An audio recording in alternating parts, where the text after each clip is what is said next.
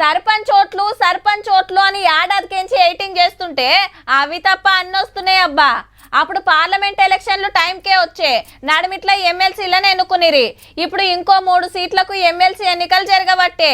అరే మొత్తం లీడర్లకు పదవులు వచ్చేటియే జరుగుతున్నాయి. మరి మా సంగతి ఏందని ఊరి లీడర్లు అనుకుంటున్నాయి. అలా ఇగో మల్లోటి పట్టభద్రులు టీచర్ల ఎమ్మెల్సీ ఓట్ల ఎల్లుండి ఒడవంగానే ఇంకో 5 సీట్లకు గంట మోగుతుంది.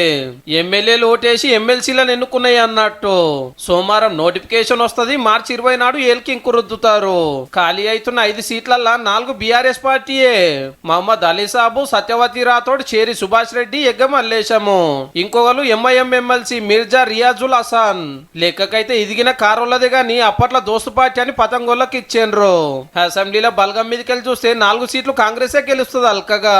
సొంతంగా 65 మంది ఎమ్మెల్యేలు ఉండే. కాళ్ళకెళ్ళి వచ్చిన వాళ్ళు 10 మంది, ఒక కామ్రేడ్ కూడా ఉండే. ఇక బీఆర్ఎస్ పార్టీలో పోగా మిగిలింది 28 మందే కాబట్టి ఒక ఎమ్మెల్సీ సీట్ రావచ్చు. పదవులకు ఏళ్ళయిందని తెలియంగానే మనోళ్ళ పైరవులు జోరున్నాయిలో. ఎమ్మెల్యే కావాలంటే పబ్లిక్ లా తిరగాలి, హామీలు ఇయ్యాలి, కోట్ల రూపాయలు కుమ్మరియాలి. ఇవి అట్లా కాదు, ఎమ్మెల్యేలు మాత్రమే ఓటేస్తారు కాబట్టి పార్టీకి టికెట్ తెచ్చుకుంటే చాలు, సీదా మండలికి పోవచ్చు. గందుకే అధికార పార్టీలో 100 మంది లైన్లు కట్టిరు ఈ పదవుల కోసము.